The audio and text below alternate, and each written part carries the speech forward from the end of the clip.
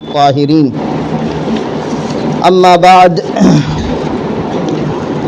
فقد قال الله الحكيم في كتابه الكريم أعوذ بالله من الشيطان الرجيم يوم ندعو كل أناس بإمامهم فمن أوتي كتابه بيمينه فأولئك يقرؤون كتابهم ولا يظلمون فتيلا ومن كان في هذه أعمى فهو في الآخرة أعمى وأضل سبيلا۔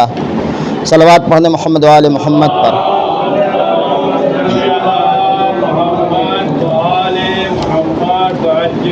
درس تفسیر کے اس مرحلے میں کہ جہاں پر امامت کے موضوع پر گفتگو جاری ہے، آج اس عنوان کے آخری مرحلے میں میں نے آپ کی خدمت میں سورہ اسراء کے آیت نمبر 71 کے بعد 71 سے لے کر آپ 76 تک چلے جائیں، ان آیات کی تلاوت کی ہے، جس میں پروردگار عالم اعلان فرما رہا ہے کہ اس دن کو یاد کرو کہ جس دن ہر انسان کو اس کے امام کے ساتھ بلایا جائے گا۔ سورہ اسراء آیت نمبر 71 پہ آ جائیں، وہاں سے بعد تک کی آیات ہیں۔ اب امامت کے عنوان سے جو گفتگو یہاں پر چل رہی ہے، اس میں کچھ باتیں آپ کی خدمت میں عرض کی گئیں، جن کا خلاصہ یہ ہے کہ ہم نے آپ کی خدمت میں یہ عرض کیا کہ جو عہدہ امامت ہے، جو منصب امامت ہے، یہ منصب امامت نبوت اور رسالت سے الگ ایک عہدہ ہے، اور صرف الگ ہی نہیں ہے بلکہ ان دونوں عہدوں سے ایک بالاتر عہدہ ہے۔ دونوں منصب سے، نبوت، رسالت، بلکہ جتنے بھی مناصب پروردگار عالم کے ہیں جو اس نے اپنے خاص بندوں کو عطا کیے ہیں، ان تمام مناصب سے، ان تمام عہدوں سے بالاتر امامت کا عہدہ ہے۔ اس لیے ہمارے اور آپ کی ایک ذمہ داری یہ ہے کہ ہم جسے امام تسلیم کرتے ہیں، اس کو نام کے ذریعے سے پہچاننے کے ساتھ ساتھ، اس کے تاریخ جاننے کے ساتھ ساتھ، ان کی ہمارے ذہنوں میں، ہمارے دلوں میں ایک الگ اور ایک خاص معرفت بھی ہونی چاہیے۔ یعنی یہ صرف کافی نہیں ہے کہ ہم یہ جان لیں اور زندگی بھر یہ مطمئن رہیں اور خوش رہیں کہ یہ ہمارے امام ہیں، بس اس کے علاوہ اور کچھ ہم نہ جانیں، یا مثلا مجلسوں میں یہ سن لیں کہ یہ ہمارے امام ہیں اور یہ ہماری قبر میں آئیں گے، اور وہیں پہ ہم خوش ہو کر نعرہ حیدری لگا لیں۔ اب چونکہ بات آ گئی، آج ہمیں جو ہے وقت بھی تھوڑا سا ہمارے پاس کم ہے، بس زیادہ سے زیادہ 20 منٹ کے اندر درس ختم کرنا ہے، فوراً مجلس بھی پڑھنا ہے۔ بہت ہم نے بہانہ کیا کہ یا آج مجلس نہ رکھی جائے، یا یہ کہ دوسرے سے پڑھوا لیا جائے، لیکن وہ بہانہ ہمارا کارگر ثابت نہیں ہوا، اس لیے مجبوراً ہمیں پڑھنا پڑ رہا ہے۔ لہذا یہ باتیں جو عرض کر رہا ہوں، یہ باتیں آپ بہت ہی غور کے ساتھ سماعت فرمائیے گا کہ جو امام ہے، امام کے بارے میں ہم نے عرض کیا کہ امام جو ہوتا ہے وہ خدا اور انسانوں کے درمیان واسطہ ہوتا ہے، خدا اور انسانوں کے درمیان واسطہ ہوتا ہے۔ اب آپ پھر یہ کہیں گے کہ نبی بھی واسطہ ہوتا ہے، رسول بھی واسطہ ہوتا ہے، تو جہاں سے فرق پیدا ہوتا ہے امام اور نبی کے واسطہ ہونے میں، اسی کا پہچاننا ہمارے لیے ضروری ہے کہ ہم یہ پہچانیں کہ امام اور نبی کے واسطہ ہونے میں کیا فرق ہے۔ نبی بھی واسطہ ہے اور امام بھی واسطہ ہے، رسول بھی واسطہ ہے، امام بھی واسطہ ہے، تو فرق کیا ہے کہ ان دونوں عہدوں سے یہ بالاتر عہدہ ہے۔ اور اس بات کو آپ ہضم کر لیجئے، یقین کر لیجئے، چاہے بعد میں دھیرے دھیرے ہضم کر لیجئے گا کہ یہ عہدہ واقعی میں سب سے بالاتر عہدہ ہے کہ جو امامت کہا جاتا ہے۔ اسی لیے آیت اللہ تہرانی نے، آج ہی میں نے ان کی کتاب کا مطالعہ کیا، آیت اللہ تہرانی نے حتیٰ کہ اس لفظ کو غیر امام کے لیے جائز قرار نہیں دیا ہے۔ آیت اللہ تہرانی نے لفظ امام کو دوسروں، چونکہ البتہ وہ آپ جس کو کہتے ہیں لغوی معنی میں تو کہیں بھی لے جا سکتے ہیں، لغوی معنی میں آپ ہم کو بھی امام جماعت کہہ لیتے ہیں، لغوی معنی میں آپ کسی کو بھی امام کہہ سکتے ہیں، لیکن جس مفہوم میں اور جس مقصد میں قرآن مجید نے ہمیں پہچنوایا ہے، جناب ابراہیم علیہ السلام سے جس لفظ کو پہچنوایا ہے، اس کے لیے وہ کہتے ہیں کہ اس لفظ کو اس معنی میں ہم دوسرے کے لیے استعمال نہیں کر سکتے غیر معصوم کے لیے۔ یہ دیرانی صاحب کی حیات میں ہے؟ نہیں، انتقال ہو گیا ہے۔ آیت اللہ تھے اور قابل شخصیت تھے، ان کی کتاب ہے مکمل رسالت شناسی، توحید سے لے کر انہوں نے پورے تقریباً اصول پہ بحث کیا ہے، اور اصول شناسی اگر کلی طور پر کہیں تو اصول شناسی میں ان کی ایک پوری بحث ہے، سلسلے وار بحث ہے، جس کو کتاب کی شکل میں بھی دے دی گئی ہے۔ لہذا امام علیہ الصلاۃ والسلام جو واسطہ فیض ہوتے ہیں، امام کے واسطہ فیض ہونے کو ہم آج صرف شاید یہیں تک پہنچ پائیں۔ آپ اسی کو سن کر اور آخری جلسہ امامت کے حوالے سے سمجھیے گا، اس لیے کہ آگے اگلے ہفتہ اس فوراً بات کو آگے بڑھا دیا جائے گا، یہیں پر رکے نہیں رہیں گے۔ امامت کا سلسلہ انشاءاللہ زندگی رہی تو ماہ مبارک رمضان میں اس سلسلے کو آگے بڑھایا جائے گا۔ البتہ چونکہ یہ درس جو ہے اب یوٹیوب پہ بھی جا رہا ہے، اور کچھ مومنین ویو بڑھنے سے یہ احساس ہوتا ہے کہ شاید کچھ لوگ اس کو سن بھی لیتے ہیں، دیکھ لیتے ہیں، لہذا اگر آپ لوگوں کے ذہن میں سوال پیدا ہو درس کے متعلق، اس درس میں جو بیان کیا جا رہا ہے اس کے عنوان کے حساب سے، تو آپ یہاں پہ سوال پیش کر سکتے ہیں، اور جو لوگ یوٹیوب پہ دیکھتے ہیں ان کے یہاں بھی کوئی سوال اگر ذہن میں آتا ہے تو وہ کمنٹس میں سوال پیش کر دیں، انشاءاللہ جواب اگلے درس میں دیا جائے گا۔ لیکن یہ ذہن میں رہے کہ سوال جو ہے وہ عنوان سے مربوط ہونا چاہیے، غیر مربوط سوالات کے جوابات درس میں نہیں دیے جائیں گے، وہ بعد میں اگر کسی کو چاہیے تو مل سکتا ہے۔ یہ آپ اس عنوان کو ذہن میں رکھیے کہ امام جو ہوتا ہے وہ واسطہ فیض ہوتا ہے، واسطہ فیض ہوتا ہے۔ فیض الہی جو ہے، واسطہ فیض الہی لکھ لیں تاکہ اور کسی چیز کا تو ظاہر سی بات ہے۔ امام ہم تک جو بھی فیوضات پروردگار ہیں ان تک وہ فیوضات ہم تک جو پہنچتے ہیں، ان کے پروردگار کے درمیان اور ہمارے درمیان اگر کوئی واسطہ ہے تو یہ امام ہے، حجت خدا ہے، امام ہے۔ یہیں سے آپ نبی اور امام کا فرق ایک لحاظ سے اور محسوس کر سکیں گے۔ لہذا یہ بات جو آپ سنتے رہتے ہیں، مولائے متقیان علی بن ابی طالب علیہ الصلاۃ والسلام ہماری قبر میں آئیں گے، یہ خوشمت ہوئی ہے کہ خالی ہماری قبر میں آئیں گے، ہماری قبر میں ہی نہیں آئیں گے بلکہ ہر انسان، یہ حدیث بالکل صریح ہے، ہر انسان کی قبر میں مولائے متقیان کا حضور ہوگا۔ اور وہ حضور کیوں ہوگا؟ اس اعتبار سے میں نے امام علیہ السلام کے مقام کو آپ کی خدمت میں عرض کیا۔ حضور کیوں ہوگا؟ چونکہ ہمارے لیے ہر منزل، کوئی بھی انسانوں کی کوئی بھی منزل بغیر امام کے طے ہی نہیں ہوگی۔ کوئی یہ سمجھے کہ امام کے بغیر ہماری منزل طے ہو رہی تو وہ اس کا خواب و خیال ہے، کوئی بھی منزل بغیر امام کے طے نہیں ہوگی۔ لہذا جس طریقے سے ہماری قبر میں امام آئیں گے، حالت اعتذار میں امام آتے ہیں، اسی طریقے سے کافر کے ہاں بھی امام آتے ہیں، اسی طریقے سے مشرک کے ہاں بھی امام آتے ہیں۔ بس فرق یہ ہوتا ہے کہ ہم نے اپنی آنکھوں کو ان کے لیے جو تیار کیا، ان کی دید کے لیے، اگر ہم نے جو ہے اپنی آنکھوں کو تیار کیا ہے تو ان کو ہم اچھے سے دیکھ لیں گے، اور اگر ہم نے اپنی آنکھوں کو تیار نہیں کیا ہے تو پھر ہم ان کو اچھے سے نہیں دیکھیں گے، خوبی کے اعتبار سے ان کو نہیں دیکھ سکیں گے۔ لہٰذا آئیں گے سب کے پاس، اس لیے کہ بغیر ان کے آئے ہوئے یہ مرحلہ طے ہی نہیں ہو پائے گا۔ یہ مرحلہ جو ملک الموت انجام دینے آئے ہیں، یہ ملک الموت جو انجام دینے آئے ہیں، یہ بغیر امام کے حضور کے، بغیر ارادہ امام کے یہ مرحلہ طے ہی نہیں ہو سکتا ہے۔ لہذا امام جو ہوتا ہے یہ فیض الہی کا واسطہ ہوتا ہے۔ اب فیض الہی کہاں کہاں پہ فیض الہی کا واسطہ ہوتا ہے؟ امام تین چیزوں کو صرف بیان کر رہے ہیں، باقی تفصیلات جو ہیں وہ اسی کے اندر آتی ہیں۔ امام جو ہے واسطہ فیض تشریعی ہے۔ پچھلے ہفتہ محمد عباس بھائی نے سوال بھی کیا تھا،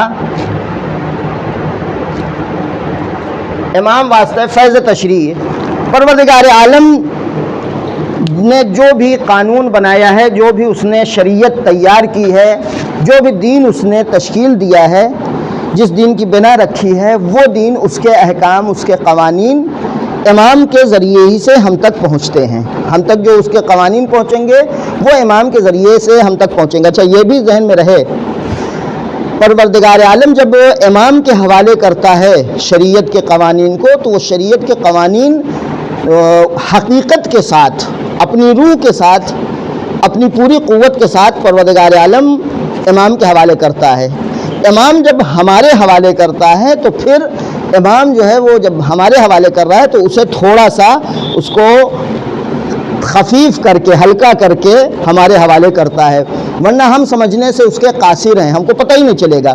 پروردگار عالم جب امام کو عطا کرتا ہے قانون، مثلا نماز پروردگار عالم جب عطا کر رہا ہے تو نماز کو پروردگار عالم نے حقیقت نماز کو امام کے حوالے کیا، لیکن جب امام معصوم ہمارے لیے بیان کرتا ہے تو جانتا ہے کہ یہ حقیقت نماز کو اتنی آسانی سے سمجھ نہیں سکتا ہے، لہٰذا وہ ہم تک جو ہے وہ صرف ارکان نماز کو پہنچاتا ہے، یہ بتا دیتا ہے کہ دیکھنا صرف اسی کو حقیقت نماز نہ سمجھ لینا، بلکہ اس نماز کی حقیقت کچھ اور ہے، اس پر غور کرو۔ انشاءاللہ اگر زندگی رہی تو کسی دن مجلس میں یا اسی طرح کے کوئی عنوان چھڑ گیا تو نماز کے جو اسرار ہیں کہ تقریباً تمام آیات اعظام نے اسرار نماز پہ، اور بزرگ فقہا نے اسرار نماز پہ کتابیں لکھی ہیں، اور اتنا زیادہ فقہا کا کام اسرار نماز کے حوالے سے ہے جس سے احساس ہوتا ہے کہ یہ بہت اہم موضوع ہے کہ ہم جو آتے ہیں اللہ اکبر اور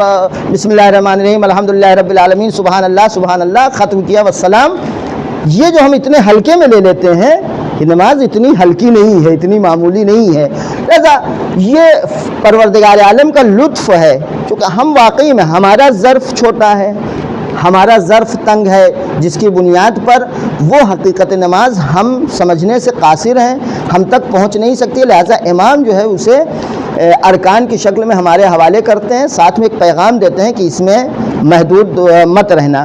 تو پروردگار عالم کو جو بھی قانون ہے وہ قانون پروردگار عالم ہم تک نہیں آتا ڈائریکٹ کہنے کے لیے، اس لیے کہ ہم سمجھ ہی نہیں سکتے ہیں کہ ہم اس کے قوانین کو، اس کی شریعت کو سمجھ سکیں۔ امام واسطہ ہوتا ہے، یہ قانون ہم تک پہنچتا ہے۔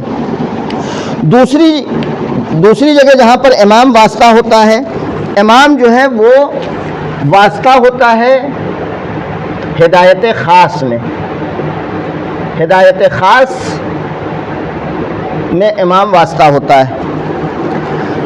یہ جو فیض تشریع ہے اسے آپ ہدایت عام بھی عنوان دے سکتے ہیں۔ ہدایت عام میں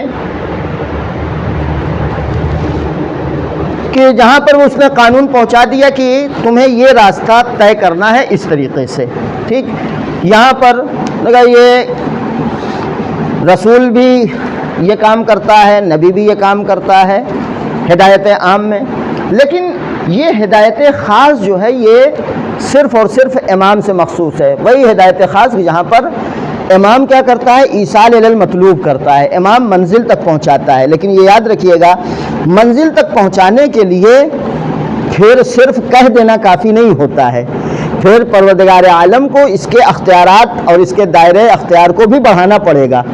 نبی کو اس نے جو اختیارات دیے تھے اگر اتنا ہی اختیار امام کو دے تو پھر ظاہر سی بات ہے وہ مقصد پورا ہی نہیں ہو پائے گا جس مقصد کے تحت پروردگار عالم نے ایک عہدہ اور بڑھایا، ایک منصب اور بڑھایا امامت کے عنوان سے۔ لہذا پروردگار عالم دائرہ اختیار، امام کے دائرہ اختیار کو اور وسیع کرتا ہے، اور وہ وسیع کرنا کیا ہوا، اس نے ان کو ذمہ داری دی ہے ایصال الی المطلوب کی، ہدایت خاص کی۔ جب ہدایت خاص کی ذمہ داری دی ہے، جب ہدایت خاص کی ذمہ داری میں پھر ان کو اس منزل پر ہونا چاہیے، یہ صرف امام رؤوس نہ ہو، سروں پر کے یہ امام نہ ہو، بلکہ یہ امام القلوب ہوں، یہ دلوں کے امام ہوں، اور جب تک یہ دلوں پر حکومت کرنے کا اختیار ان کو نہ ہوگا تب تک ایصال الی المطلوب بالکل بے معنی ہو جائے گا۔ جب تک جب تک دلوں پر حکومت نہ ہوگی امام کو اختیار ہی نہ ہو دلوں پر حکومت کرنے کا، تو اس وقت کوئی فائدہ ہی نہیں ہوگا۔ اس کے بعد تیسری منزل ہے جہاں پر امام واسطہ فیض ہوتے ہیں، وہ ہے امام واسطہ ہوتے ہیں۔ یہ دیکھیں یہ ساری منزلیں ہم اور آپ سنتے رہتے ہیں، لیکن امام واسطہ ہوتے ہیں ہماری خلقت میں، یعنی آپ تشریع چھوڑیں، ہدایت چھوڑیں، ہدایت عام، ہدایت خاص، یہ سب تو اپنی منزل ہے، یہ امام اس میں بھی واسطہ ہوتے ہیں، لیکن ساتھ ہی ساتھ ہماری پیدائش، ہمارے وجود میں آنے میں بھی امام واسطہ ہیں۔ اب یہ بات تھوڑا سا سنگین ہے، اس لیے اس کا حوالہ ہم دے رہے ہیں ماہ مبارک رمضان کے لیے، ورنہ یہ درس جو ہے تفسیر اور تاریخ انبیاء کے بجائے یہ درس تبدیل ہو جائے گا قصہ امامت میں، موضوع امامت میں. لہٰذا یہ صرف آپ کو ہم نے ابھی ایک وہ بتایا کہ امام جو ہے وہ ہماری خلقت کا بھی واسطہ ہے. حد یہ ہے کہ علماء علم کلام، عقائد کی بحث کے جو فقہا ہیں اور عقائد کی بحث میں جن کو مہارت حاصل ہے اور عفا ہیں، انہوں نے یہاں تک باقاعدہ صاف صاف واضح لفظوں میں لکھا ہے کہ اگر پروردگار عالم امام کو پیدا نہ کرتا تو پھر اصلاً خلقت کا نمبر ہی نہیں آتا، دوسری اشیاء کی پیدائش کا نمبر ہی نہیں آتا، بلکہ دوسری اشیاء کا پیدا ہونا ناممکن تھا.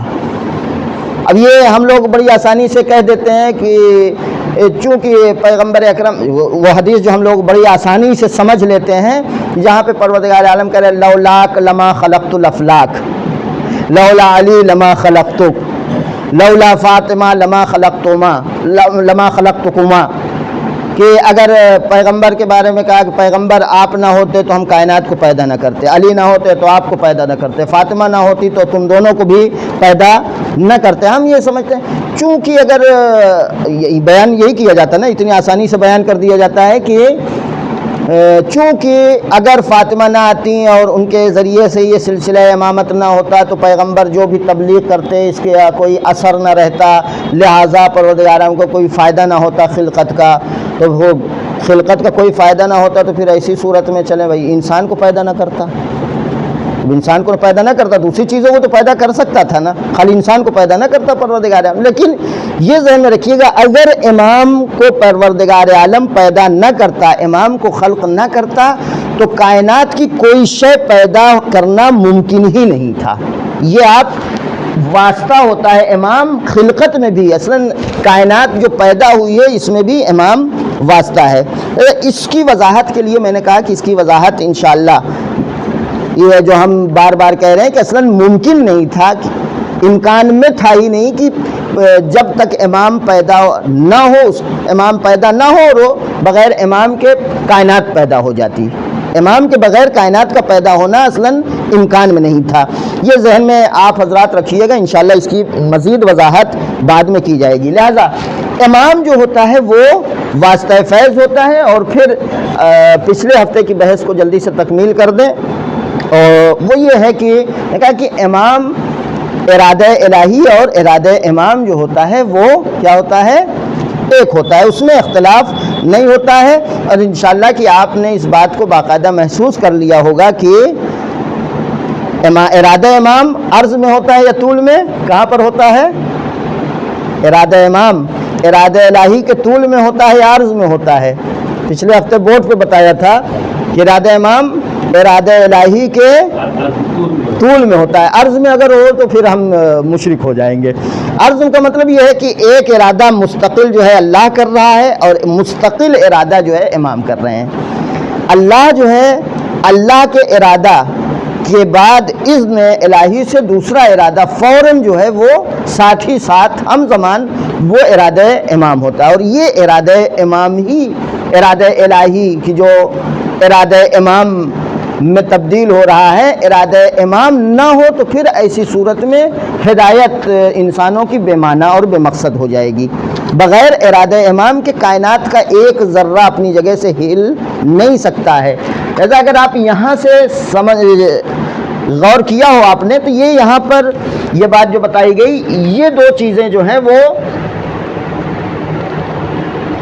یہ دو چیزیں آ جائیں گی ولایت تکوینی میں، ان کا تعلق ہو جائے گا امام و تشریعی میں.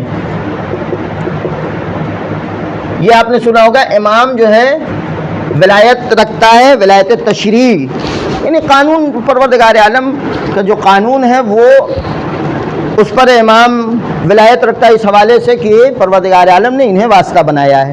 تو یہاں پر آئیں گے تو یہ جب خلقت کا معاملہ آ جائے گا تو یہاں پہ آ جائے گا تکوین. یہ امام کی ولایت یہاں پہ ولایت تکوینی ہے.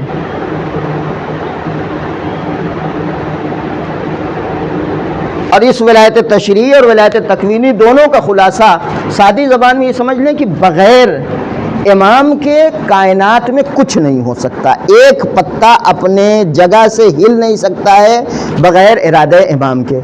ارادہ امام کہ ولایت تکوینی میں اور اگر آپ آ جائیں یا یہ تکوینی جو فیض ہم تک پہنچ رہے ہیں اس میں آ جائیں تو بہت ساری مثالیں ہیں کہ جہاں پہ آپ امام کے اس ارادہ تکوینی کو سمجھ سکتے ہیں، اس فیض تکوینی کو سمجھ سکتے ہیں، ولایت تکوینی کو سمجھ سکتے ہیں۔ یہاں پر امام چلے جا رہے ہیں، ایک شخص آ رہا ہے سامنے سے، ہاتھ میں اس کے ایک بوتل بھی ہے، بوتل میں کچھ ہے، وہ بیچارہ جو ہے جھومتے ہوئے آ رہا تھا۔ اب آپ سمجھ لیں کہ کیا تھا اس میں، وہ چلا آ رہا تھا، اس نے سامنے سے امام کو آتے دیکھا تو امام کو جب دیکھا تو بھائی شرما گیا بیچارہ، قریب اپنا رخ موڑ کے کھڑا ہو گیا، قریب امام پہنچے، امام نے پشت پہ ہاتھ رکھا، مڑا، کیا لیے ہو ہاتھ میں، کیا ہے تمہارے؟ تو اس نے کہا مولا سرکہ ہے، مولا سرکہ ہے۔ تھا کیا اس میں؟ جھوم رہا تھا وہ، آپ سمجھ لیں، کہا کہ سرکہ ہے مولا۔ تو مولا نے کہا دیکھیں، اس نے اپنے، ظاہر سی بات ہے وہ گنہگار تو تھا، وہ منحوس چیز استعمال کرتا تھا، لیکن امام کی شناخت اتنی تھی کہ امام نے جب کہہ دیا ہے کہ دکھاؤ تو ہمیں دکھانا ہے۔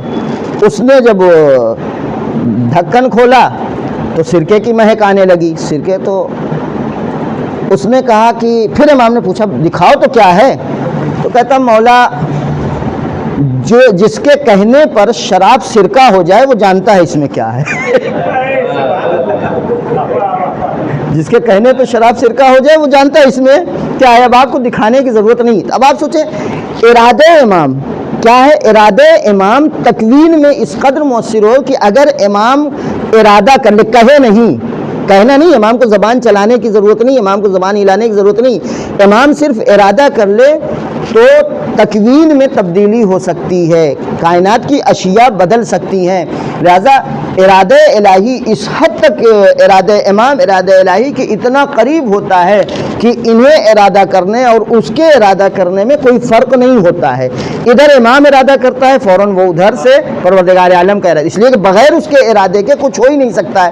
اس کے ارادے اور ان کے ارادے میں فرق نہیں پایا جاتا۔ انہوں نے اپنے کو اتنا بلند کر لیا، اس مقام پر پہنچا لیا ہے کہ اب ان کو دلیل ارادہ الہی کہا جاتا ہے۔ لہذا میں نے زیارت آل یاسین کے کہ یہ بھی ایک، میں نے کہا کہ پچھلے ہفتے بھی عرض کیا تھا کہ یہ بھی ایک ایسی زیارت ہے کہ جس کو ہمارے سماج میں احیاء ہونا چاہیے، زندہ ہونا چاہیے۔ جس طریقے سے کوشش کیا ہم نے ایک چھوٹی سی کہ دعائے سماعت کا سلسلہ شروع ہو جائے اور آپ تک دعائے سماعت کی معرفی ہو جائے، اسی طریقے سے یہ زیارت آپ اپنے ذہن میں رکھیے کہ زیارت بہت ہی اہم ہے۔ کم سے کم روز جمعہ اس زیارت سے ہمارا اور آپ کا واسطہ ہو جائے کہ جہاں پر ہمارا تعلق، ہمارا رابطہ اپنے امام سے ہو رہا ہے۔ اور اگر آپ اس تعلق اور اس رابطے کی اہمیت کو سمجھنا چاہتے تو اس کے بعد والی مجلس میں ضرور چلیے، وہاں پہ انشاءاللہ بیان کیا جائے گا۔ امام کو دلیل ارادہ الہی کہا جاتا ہے۔ دلیل ارادہ الہی چونکہ زیارت آل یاسین میں کہا جا رہا السلام علیکہ یا حجت اللہ و دلیل ارادت۔ دیکھیں 3 مرحلے ہیں ارادے کے۔ ایک وقت یہ ہے کہ انسان پہلے مرحلے میں، اب یہ لکھنے کا ٹائم نہیں ہے، بہت جلدی سے بات کو بیان، پہلے مرحلے میں ہو گیا ٹائم، بس فوراً 2 منٹ۔ پہلے مرحلے میں انسان اپنے ارادے کو اللہ کے ارادے کا تابع بنا لے اور اپنے کو اس طرح سے تمرین کر لے، اپنی تربیت اس طریقے سے کر لے کہ جو ارادہ الہی ہے اس کے خلاف نہ جائے۔ یعنی پروردگار عالم جو چاہتا ہے، اس نے جو ہم تک باتیں پہنچائے ہیں، جس کو ہم نے سیکھا ہے، وہی ارادہ الہی۔ وہ چاہتا ہے کہ ہم انسان بن جائیں، تو ہم انسان بڑھنے کی طرف جتنا قدم آگے بڑھائیں گے یہ ہوگا ارادہ الہی کا تابع ہونا، ایک چیز۔ دوسرا مرحلہ یہ ہے کہ انسان تابع ہی نہیں بلکہ اپنے ارادے کو اور اللہ کے ارادے بالکل یہ طے کر لے کہ ہمارا کچھ ہے ہی نہیں۔ انسان اپنے تربیت اس حد تک کر لے کہ یہ سمجھے کہ ہمارا کچھ ہے ہی نہیں بلکہ جو کچھ ہے اس کا ہے۔ جناب جابر کے سلسلے میں آپ نے سنا ہوگا، جناب جابر سے امام باقر علیہ السلام نے پوچھا کہ آپ کیسے ہیں اور آپ کے نزدیک مثلاً اس وقت کی زندگی کیسی ہے؟ تو جناب جابر نے اپنی معرفت کے سب سے اعلیٰ درجہ بیان کیا، کہا کہ میں جو ہے اس وقت اس منزل پہ پہنچ چکا ہوں کہ بیماری کو صحت پر ترجیح دیتا ہوں، موت کو جو ہے وہ زندگی پر ترجیح دیتا ہوں۔ اس طریقے سے جناب جابر نے بیان کیا۔ تو امام باقر علیہ السلام نے کہا بس اتنی عمر گزار لی اتنا ہی معرفت حاصل کر پائے. کہا کہ مولا پھر؟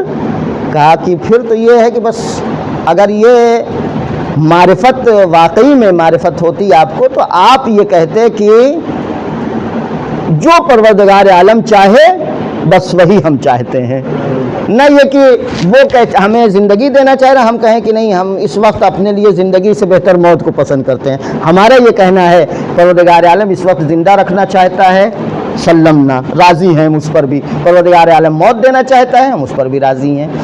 ایک وقت انسان اس منزل پہ پہنچ جائے. امام دلیل ارادہ کس منزل کو کہا جائے؟ دلیل ارادہ تیسری مرحلے میں، جہاں پر انسان کے عمل اور انسان کے ارادے سے ہم اور آپ اللہ کا ارادہ سمجھیں. ہم جب امام کے عمل کو دیکھیں، امام کے ارادے کو دیکھیں، امام کے ارادے کو سمجھ لیں، امام کے فعل کو دیکھ لیں، تو ہم یہ سمجھ جائیں کہ اس وقت ارادے الہی جو ہے وہ یہی ہے بس. اگر ہم اس منزل پہ پہنچ جائیں کہ ارادے امام سے ارادے الہی سمجھنے لگیں تو یہ سمجھ لیں کہ ہم امام کے قریب ہو چکے ہیں. وآخر دعوانا ان الحمد للہ رب العالمین.